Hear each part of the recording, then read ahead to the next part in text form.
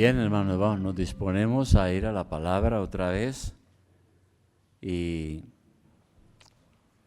exponer la palabra para todos nosotros y mirar todo aquello que nos sirve. Yo espero que usted ojalá entre semana estudie la epístola a los Hebreos. Es muy importante. Inclusive si entendemos la epístola a los Hebreos, vamos a entender la Biblia. Por eso es tan importante, ¿no? Entonces, con la ayuda del Señor vamos a ir ahora mismo a nuestras Biblias y abrirlas en Hebreos, epístola a los Hebreos, en el capítulo 4. Hemos llegado ahí, capítulo 4, y vamos a tratar del versículo 11 en adelante.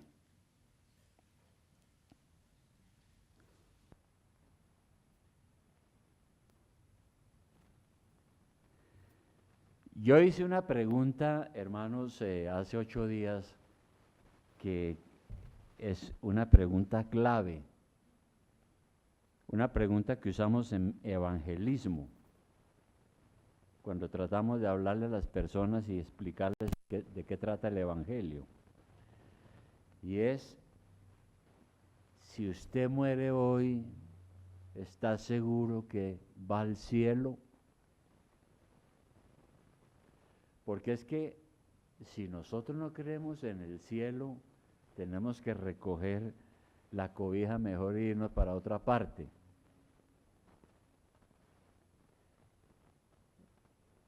La palabra de Dios nos enseña, y el Señor Jesucristo vino a enseñarnos, que la muerte no es el fin, que hay algo más allá, que hay una realidad que trasciende este mundo, que tenemos un alma inmortal, que seguimos existiendo plenamente conscientes de lo que somos después de que nosotros partamos de este mundo. Eso es importantísimo, porque de eso es que nos va a hablar la palabra hoy, ¿no? Ahora, es necesario estudiar también el Antiguo Testamento, ¿no? Porque ahí encontramos el relato de la creación. Este mundo no es un mundo que apareció por ahí, o como dicen algunos científicos, ¿no?, en las universidades, era que había por ahí una energía y de repente explotó y hubo unos gases y entonces aparecieron los planetas y el universo y esas cosas. No, nosotros creemos que el mundo fue hecho por la palabra de Dios, que Dios creó todas las cosas, ¿no? Y que creó al hombre, lo creó bien, lo creó con libertad, lo creó con bendiciones, pero el hombre abusó de su libertad, pecó, desobedeció a Dios y cayó en un estado lamentable, que lo conocemos como la caída del hombre. Y bueno, entró el pecado en el mundo, dice el apóstol Pablo, y las cosas ya no fueron iguales. Pero también Dios no dejó el asunto ahí, sino que el Señor ya tenía planeadas las cosas. A Él nada lo coge de sorpresa. Entonces el Señor resolvió salvar al hombre. ¿Y cómo lo hizo? ¿Dónde empezó todo? Empezó con una promesa que le dio a nuestros primeros padres, pero luego Dios escogió a un hombre por allá en un sitio lejano, un hombre que se llamaba Abraham. Le dijo: salga de su tierra, yo lo necesito, vaya al sitio donde yo le mostraré, abandone su tierra, porque yo voy a hacer de usted una nación grande. Alce los ojos al cielo y cuente las estrellas.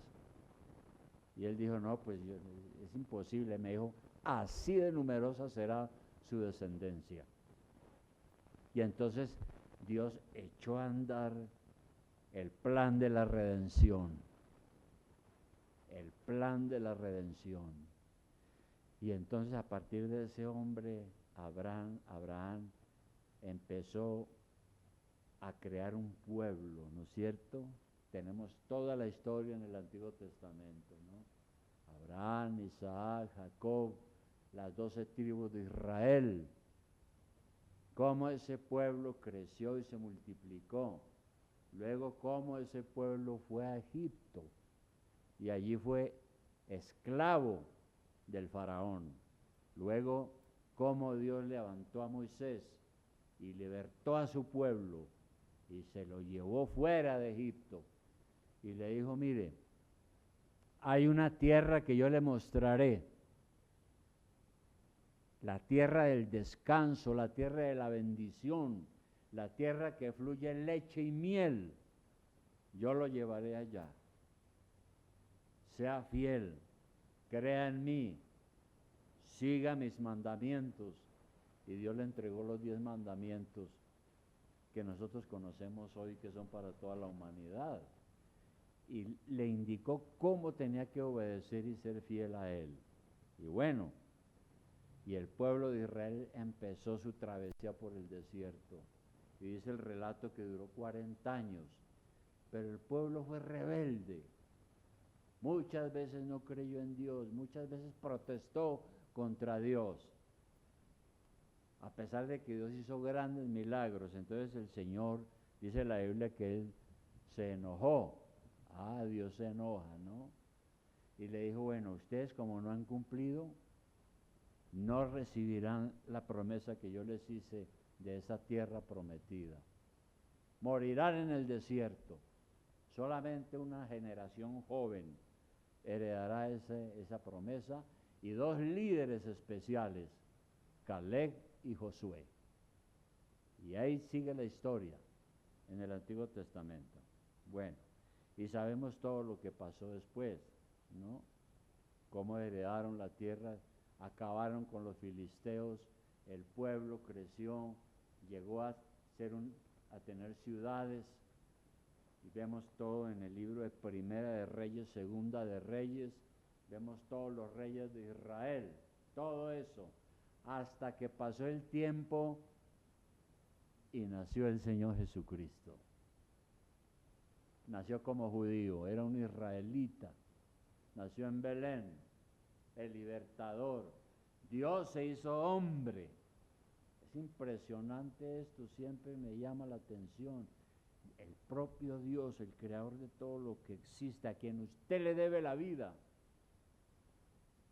vino y tomó un cuerpo humano, se hizo hombre, Jesucristo, Dios hecho hombre.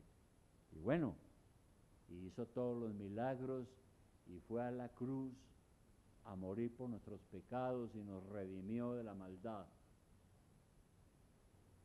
Y bien, lo enterraron, resucitó entre los muertos, entregó instrucciones a sus discípulos, les dijo, vayan por todo el mundo y prediquen este evangelio. El que crea será salvo y el que no será condenado. Y bien, y siguió pasando el tiempo, y en el año 70 antes de Cristo, los ejércitos romanos al mando del general Tito Vespasiano invadieron a Jerusalén, la quemaron, mataron a todo el mundo y se llevaron cautivos a la mayoría, y el pueblo de Israel desapareció como un juicio de Dios, ¿verdad? Desapareció sobre la faz de la tierra. Y por eso tenemos estas cartas, ¿no? Dios levantó al apóstol Pablo para que él fundara iglesias y predicara todo este plan de Dios, y para que Dios nos diera entendimiento de qué es la salvación y cuál es su plan para nosotros los seres humanos. Bien, pero entonces cuando las iglesias empezaron a crecer, hubo iglesias como esta, por ejemplo, a los hebreos. las iglesias eran compuestas de gente que era judío y gentes que no eran judíos. Y esta carta fue escrita para el pueblo judío que ya no tenía país, ya no tenía nación, estaba disperso sobre la tierra. Algunos se convirtieron a Cristo y formaron parte de iglesias parecidas a esta. ¿Y qué pasó? Que mucha gente pues abrazó el cristianismo y empezó a creer en el Señor, pero muchos también empezaron a dudar, a dar pie atrás, a abandonar las iglesias. Esa ha sido la eterna lucha, ¿no? Evangelizar y enseñarle a la gente la palabra de Dios y qué es el evangelio para que la gente también se haga discípula de Cristo, permanezca, sea firme, porque tenemos que seguir predicando este evangelio hasta que el Señor regrese. Usted cree en la venida de Cristo, debe creer, porque Él no está muerto, está vivo, se levantó de entre los muertos. Yo no lo he visto, pero creo. Por eso la Biblia dice que nosotros lo amamos a Él sin haberle visto, pero Él ha hecho grandes cosas en la vida de nosotros, en la vida nuestra. Bien, entonces, toda esa historia del pueblo de Israel, dice la misma carta aquí, que es un ejemplo para nosotros. En el Antiguo Testamento el pueblo de Dios era Israel, el pueblo amado, el pueblo escogido. Ya no existe. Eso que llaman Estado de Israel es una cosa política, pero no es el Israel del Antiguo Testamento. No existe. Fue enjuiciado y fue disperso sobre la faz de la tierra. Tratan de organizar eso, pero ya no. Ahora, ¿cuál es el pueblo de Dios? El pueblo de Dios ahora es la iglesia. Somos el nuevo Israel. Y la iglesia está compuesta de judíos, de no judíos, de blancos, de negros, de amarillos, de asiáticos, de gente de todos los países. Somos la iglesia del Señor. Hoy, cada iglesia celebrando un culto parecido a este y adorando a Dios, celebrando las ordenanzas y predicando la palabra, porque es a lo que Dios nos ha llamado.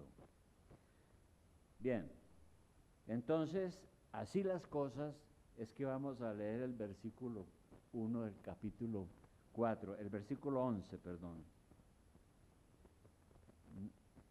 Capítulo 4, versículo 11. Después de haber dado todas esas explicaciones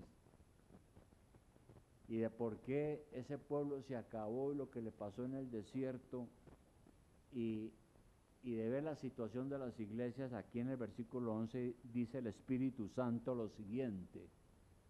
Dice, procuremos pues entrar en aquel reposo. Dios le había prometido al pueblo de Israel una tierra, un descanso, un lugar especial.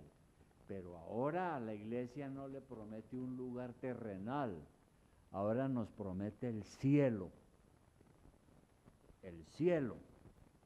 Y aquí está diciéndole a los cristianos como nosotros, procuremos entrar en aquel reposo, en el descanso de Dios, en el cielo, para que ninguno caiga en un ejemplo de desobediencia como el que sufrió el pueblo de Israel y por lo cual fue enjuiciado por el Señor. Y nos dice que tenemos que confiar en el Señor, creer en Él, permanecer firmes y avanzar hacia eso que el Señor nos tiene prometidos. Ahora, este mundo en el cual vivimos, pues al que no tiene a Cristo le parece de pronto un mundo excelente, ¿no? Todo depende de las condiciones en que la gente viva, ¿no? Hay gente que pasan por el mundo maldiciendo la pobreza, la miseria, el sufrimiento, la enfermedad. Hay otros que pasan por el mundo diciendo, no, esto sí, yo nunca he estado aquí, mejor que nunca, tengo mucho dinero, mucha plata, Como pasa con los jeques allá en Arabia, que no, que les sobran las mujeres, los palacios, todas esas cosas, ¿no? Puede parecerles un mundo excelente. Pero la verdad es que la Biblia dice que este mundo no es un mundo muy prometedor, no es un mundo conveniente para el Hijo de Dios, sino que hay reservado algo mejor, que es el cielo. El Señor vino a enseñarnos esto. Entonces, ¿cómo es el cielo? ¿Cómo es ese descanso que Dios nos ha prometido? Ahora,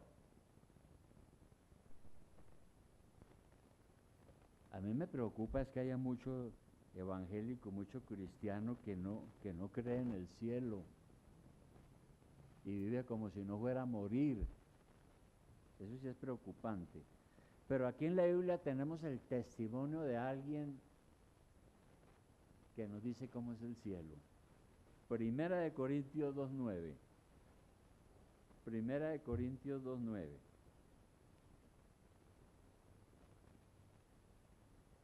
El apóstol Pablo. Recordemos que los apóstoles vieron a Jesús. El apóstol Pablo fue el último apóstol a quien el Señor se le reveló, se le presentó y Pablo lo vio.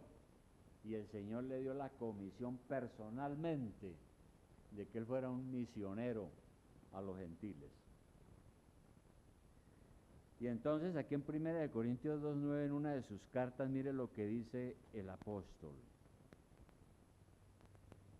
Dice, antes bien como está escrito, cosas que ojo no vio, ni oído oyó, ni han subido en corazón de hombre, son las que Dios ha preparado para los que le aman. Esto es una cosa impresionante. Aquí está diciendo que las cosas del cielo, las cosas celestiales, son tan, casi no hay palabras para describirlas en su divinidad y en su perfección. Dice que nadie ha visto, nadie ha oído, nadie se ha imaginado cómo es lo que Dios ha preparado para los que le aman. Y en otra parte, ahí en 2 Corintios capítulo 12, 2 Corintios capítulo 12, 2 Corintios capítulo 12, el mismo apóstol Pablo está dando testimonio. Y aquí hay una cosa muy interesante, ¿no? Parece que los corintios tenían muchas dudas también, la iglesia donde él escribió esto. Y parece que ellos como que tenían muchas dudas, pero como que sí, como que no, pero si será cierto, este hombre sí será el Mesías, este hombre sí será Dios, sí será el que hizo los cielos y la tierra, sí será que hay algo más allá que nosotros no vemos. Y entonces el apóstol Pablo en esta carta les dice lo siguiente, 2 Corintios 12:2, desde el 1, vamos a leer. Dice Pablo, ciertamente no me conviene gloriarme, es decir, no me conviene llenarme de orgullo y de esas cosas, pero vendré a las visiones y a las revelaciones del Señor. Pablo no, en sus epístolas uno ve que a él nunca le gustaba hablar de cosas sobrenaturales. Él estaba interesado era que la gente creyera en Dios y fuera salva. Pero ante tanto problema le tocó contar lo que a él le constaba. Por eso él dijo, voy a venir a las revelaciones. 2, conozco a un hombre en Cristo que hace 14 años, en el cuerpo no lo sé, si fuera del cuerpo no lo sé, Dios lo sabe, fue arrebatado hasta el tercer cielo. Y conozco a tal hombre, si en el cuerpo o fuera del cuerpo no lo sé, Dios lo sabe, que fue arrebatado al paraíso. Recuerda que cuando el Señor estaba en la cruz y el ladrón arrepentido le dijo, Señor, un ladrón maldecía y el otro ladrón dijo, Señor, yo creo que yo soy malo, estoy aquí clavado es porque he sido malo, te pido que te acuerdes de mí en tu reino. Y el Señor le dijo, hoy estará conmigo en el paraíso. Hoy cuando usted muera y entregue su alma estará en el paraíso. Y aquí Pablo está diciendo que conoce a un hombre que fue llevado al paraíso, donde oyó palabras inefables que no le es dado expresar. Estuvo allá y no hay palabras en este mundo para decir cómo es eso de hermoso, de celestial, de sublime, no hay palabras. ¿Y saben quién era ese hombre que él conoció? Era él mismo, Pero no le gustaba hablar de él, dijo, conozco un hombre, pero se estaba refiriendo a él mismo, que estuvo en el paraíso de Dios. Bueno, entonces, realmente nosotros tenemos que creer en esto, hermano, y confiar en ello. ¿Qué decía el mismo apóstol Pablo en Filipenses capítulo 1? Filipenses capítulo 1. Filipenses capítulo 1, versículo 21. ¿Cómo era el apóstol Pablo después de tener esas experiencias tan impresionantes que Dios le permitió que las tuviera para que nos las contara a nosotros y las escribiera? Él dijo lo siguiente: estaba próximo a morir, parece que él ya Dios le avisaba que tendría que morir. Y él dice lo siguiente en el 20, vamos a leer desde el 20, dice, conforme a mi anhelo y esperanza de que nada seré avergonzado, antes bien con toda confianza, como siempre, ahora también será magnificado Cristo en mi cuerpo, o por vida o por muerte. Porque para mí el vivir es Cristo y el morir es ganancia. Eso sí es una cosa grandiosa, ¿no? Él dice que, con mucha seguridad dice que sea que se muera o sea que viva, Cristo recibirá toda la gloria. Y que para él el vivir es Cristo y el morir es ganancia. ¿Cuántos podemos decir eso? Si yo muero es una ganancia, es mejor. Pablo decía, yo quiero estar allá con el Señor mejor. Pero por causa de la predicación del Evangelio y que mucha gente está sufriendo y necesita salir de la mentira y del error, me veo en la obligación de quedarme aquí, predicando el Evangelio hasta que Dios lo disponga. Pero para mí, morir es ganancia. Es algo impresionante. Entonces, hermanos, nosotros tenemos que pensar en esto. Dios nos ha hecho una promesa, una vida futura. Si nosotros no pensamos y creemos en eso, algo pasa con nuestra fe. Porque nos enredamos en las cosas de un mundo que no vale la pena. Nosotros no odiamos el mundo ni nada, pero el mundo no es nuestro hogar, no es nuestra casa.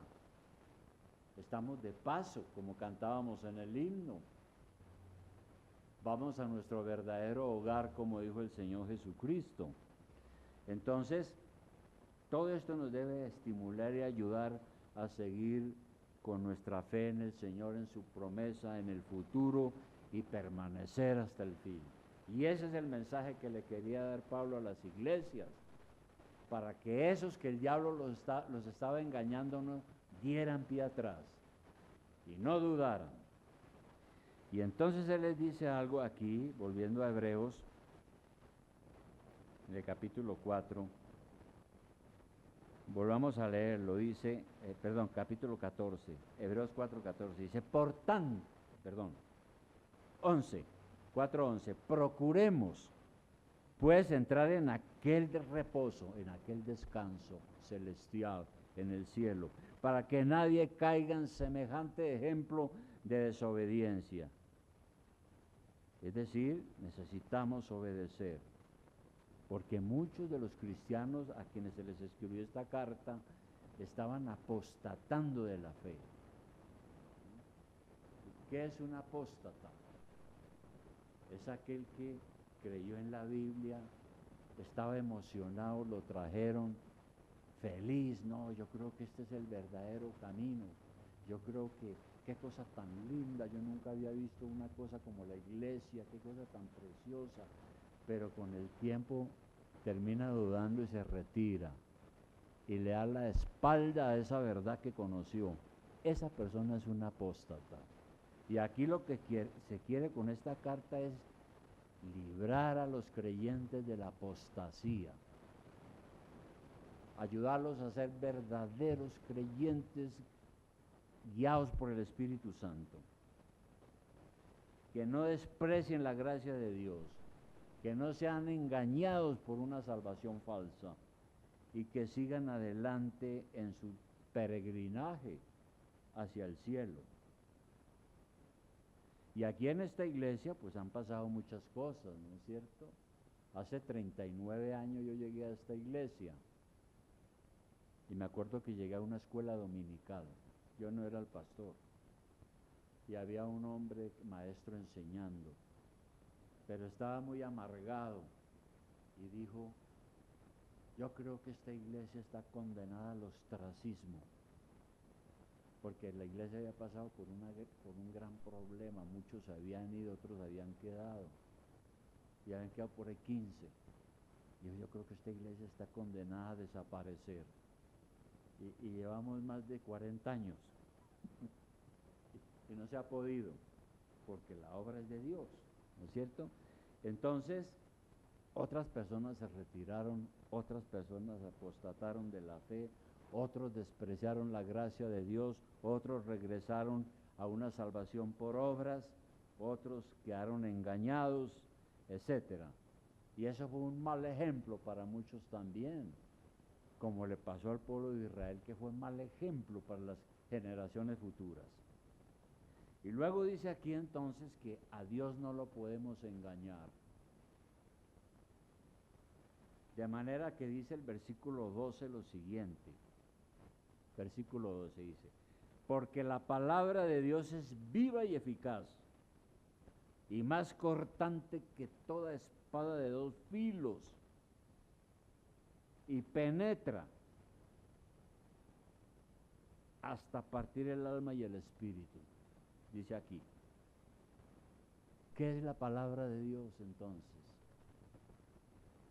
La palabra de Dios no es un libro. Esta no es la palabra de Dios. Contiene la esencia de la palabra de Dios. Pero la palabra de Dios, ¿qué es? ¿Quién es la palabra de Dios? Es Jesucristo. Él es la palabra de Dios.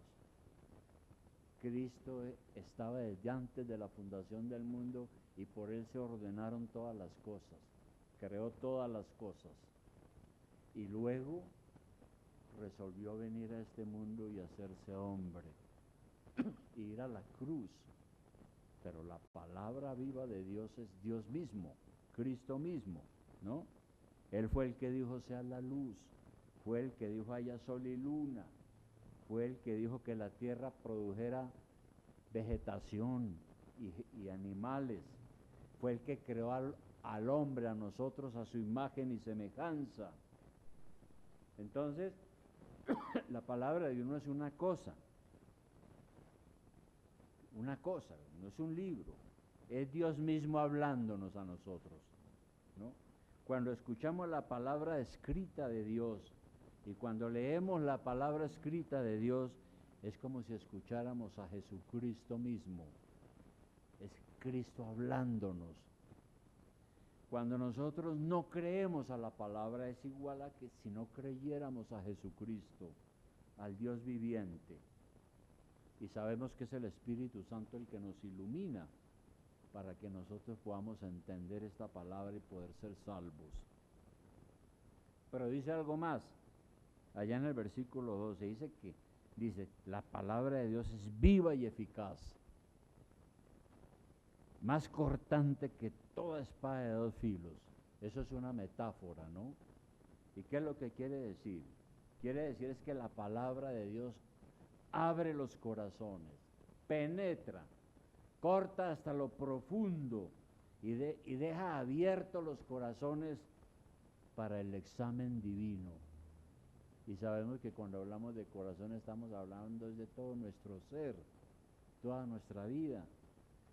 Entonces, antes nosotros no veíamos nuestros errores, nos creíamos buenos, hasta que la palabra de Dios vino y penetró en nuestro corazón, sacó a flote nuestra enfermedad del pecado y nos dimos cuenta que estábamos en necesidad de una recuperación y de una salvación. Y entendimos. Y esa palabra de Dios que es cortante es reveladora también. Porque ¿qué dice ahí el versículo 12?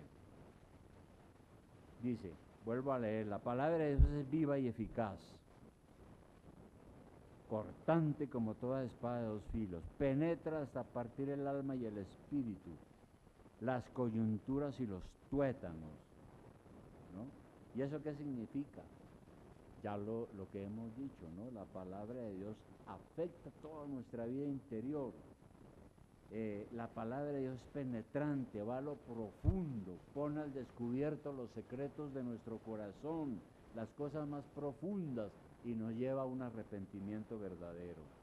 Y la palabra de Dios es iluminadora también, porque ¿qué dice ahí después?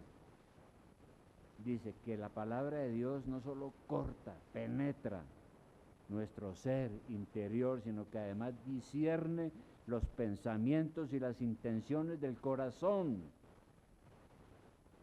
porque revela las cosas, nos ilumina, nos hace saber quiénes somos y quién es Dios.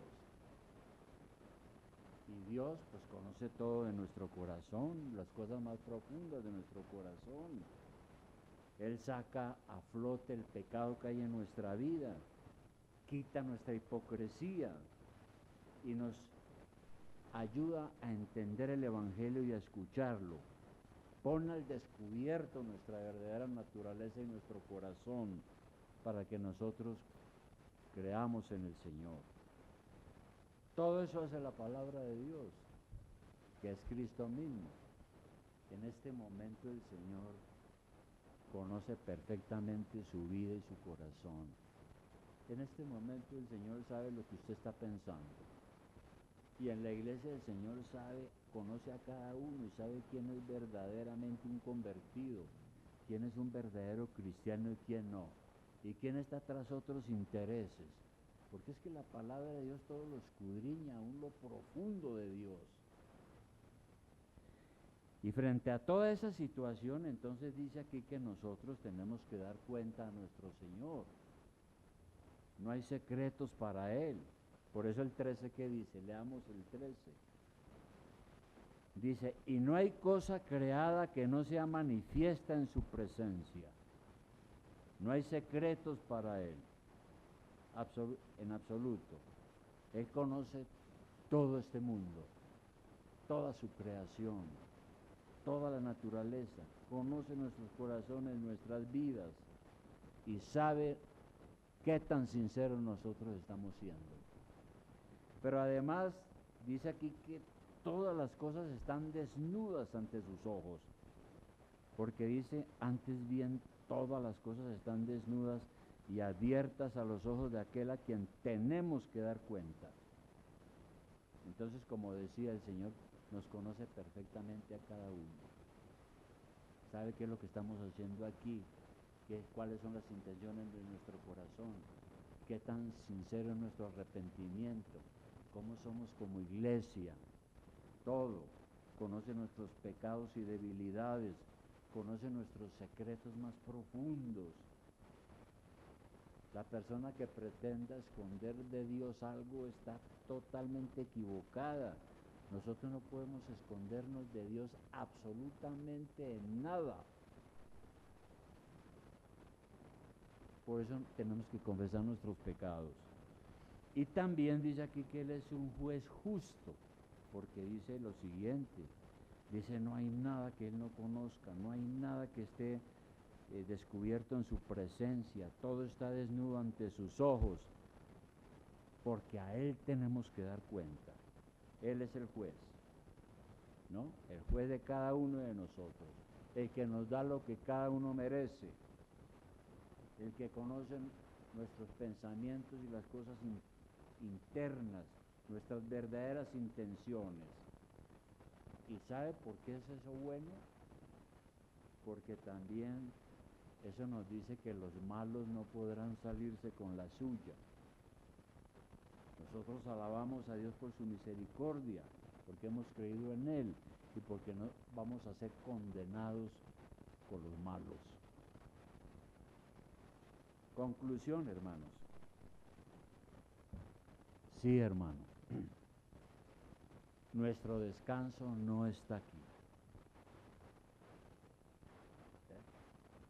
Recuerda lo que dijo Pablo, para mí morir es ganancia.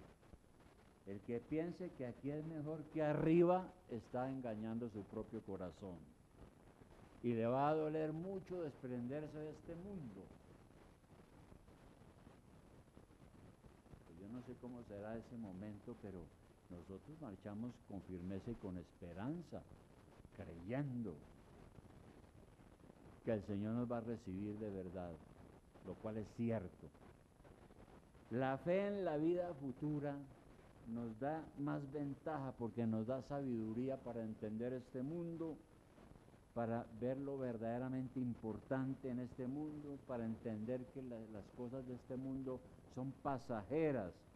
En cambio, las cosas del más allá son eternas. Eso dice 2 Corintios 4:8, miremoslo. 2 Corintios 4:8.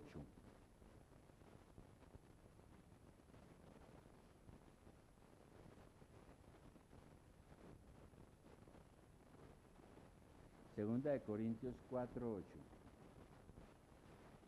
El apóstol, perdón, Segunda de Corintios 4:16 es. El apóstol Pablo tuvo muchas dificultades. El cristianismo se abrió a través de muchos problemas. Y luego él dice lo siguiente aquí, el apóstol Pablo. Dice, por tanto no desmayamos. Antes, aunque nuestro hombre exterior se va desgastando, ¿cuál es nuestro hombre exterior? El cuerpo. Vamos envejeciendo, nos vamos desgastando, vamos muriendo. Dice, el interior, el hombre interior, nuestro ser interior, el que no muere, se renueva cada día, cada día. Porque esta leve tribulación momentánea produce en nosotros un cada vez más excelente y eterno peso de gloria. No mirando nosotros las cosas que se ven, sino las que no se ven. Pues las cosas que se ven son temporales, pero las que no se ven son eternas. Así era la fe del apóstol y que nos enseña. Entonces, mire, hermano, el Señor ha penetrado con su palabra en nuestros corazones. Penetrado. Los incrédulos no le dan cabida a la palabra de Dios en sus corazones. No les gusta oír la palabra de Dios porque la palabra de Dios los pone al descubierto. Nosotros no. Nos alegra oír la palabra de Dios, creer en ella, porque nos afirma en nuestra fe. Así es. Si Dios por su gracia lo ha salvado a usted, Él no lo va a dejar solo. Pero tenemos usted y yo que trabajar, orar, confiar, ser un ciudadano normal, tener nuestras familias, tener todo, pero con la mirada puesta en la promesa de Dios. Eso es, creer su palabra obedecer, amar la iglesia, vivir lleno del Espíritu Santo, todo eso. Usted tiene esa experiencia, usted vive así, porque menos no agrada a Dios. Entonces, recordemos eso, usted es un peregrino, va de paso por aquí, ¿verdad? Todo lo que Dios le permita vivir aquí es temporal, sea joven o sea viejo. Los jóvenes que tienen tanta ilusión y entran a las carreras, se gradúan, tienen familias, todo. Gloria a Dios, que Dios le permita lo mejor, pero recuerde que está de paso y que nos espera algo mejor. Vamos a orar. Querido Padre Celestial, te damos muchas gracias, Señor, por este momento. Gracias, Padre, porque aquí tu palabra nos enseña y nos anima a seguir firmes en la fe de Jesucristo. Gracias, Padre, porque todo lo que hemos leído en la Biblia es un ejemplo para nosotros. Gracias, Señor, porque tú nos has prometido un descanso celestial, un descanso mejor que las cosas de este mundo. Sabemos, Señor, que como humanos nos aferramos a veces a las cosas de este mundo. Nos parece que no las queremos perder, pero es un engaño. Tu promesa permanece para siempre y tu palabra es verdad, es viva y verdadera. Es la verdad de todo lo que existe, porque eres Dios, eres el Cristo de la gloria, eres nuestro Salvador. Muchas gracias, Señor, te damos en el nombre de Jesús. Amén.